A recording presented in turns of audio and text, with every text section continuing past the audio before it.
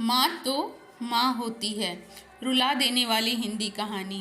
Please friends and तक ज़रूर देखें, ये कहानी आपको झकझोर के रख देगी। तो चलिए स्टार्ट करते हैं।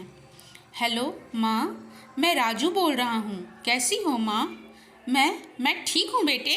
ये तो बताओ तुम और बहू दोनों कैसे हो? हम दोनों ठीक हैं माँ, आपकी बहुत याद आती है। अच्छा सुनो माँ, मैं अगले महीने इंडिया आ रहा हूँ तुम्हें लेने। क्या? हाँ माँ, अब हम सब साथ में ही रहेंगे।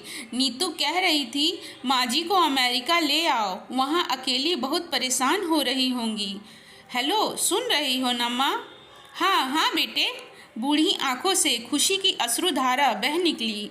बेटे और बहू का प्यार नस नस में दौड़ने लगा। जीवन के 70 साल गुजार चुकी सावित्री ने जल्दी से अपने पल्लू से आंसू पोंछे और बेटे से बात करने लगी। पूरे 2 साल बाद बेटा घर आ रहा था। बूढ़ी सावित्री ने पूरे मोहल्ले में दौड़ दौड़ कर ये खबर सबको सुना दी।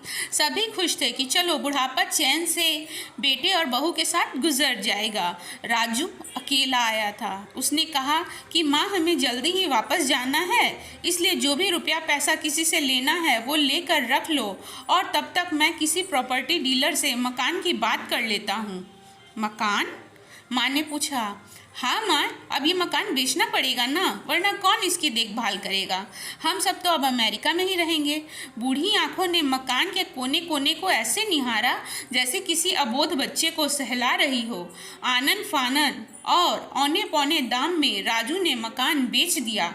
सावित्री देवी ने वो ज़रूरी सामान समेटा जिससे उनको बहुत ज़्यादा लगाव था। राजू टैक्सी मंगवा चुका था। एयरपोर्ट पहुंचकर राजू ने कहा, माँ तुम यहाँ बैठो, मैं अंदर जाकर सामान की जांच और बोर्डिंग और वीज़ा का काम निपटा लेता हूँ। ठीक है बेटे। सावित्री देवी वहीं पास की बेंच पर बैठ गई। काफ़ी समय बीत चुका था।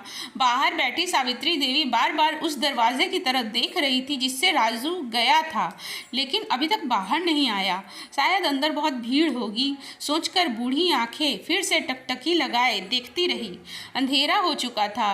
एयरपोर्ट के बाहर गहमा गहमी कम हो चुकी थी। माँ जी किससे मिलना है? एक कर्मचारी ने वृद्धा से पूछा। मेरा बेटा अंदर गया था टिकट लेने, वो मुझे अमेरिका लेकर जा रहा है, सावित्री देवी ने घबरा कर कहा। लेकिन अंदर तो कोई पैसेंजर नहीं है। अमेरिका जाने वाली फ्लाइट तो दोपहर में ही चली गई। क्या नाम था आपके बेटे का? कर्मचारी ने सवाल किया। राजू। सावित्री के चेहरे पे चिंता की लकीरें उभर आई। कर्मचारी अंदर गया और कुछ देर बाद बाहर आकर बोला, माँ जी आपका बेटा राजू तो अमेरिका जाने वाली फ्लाइट से कब का जा चुका।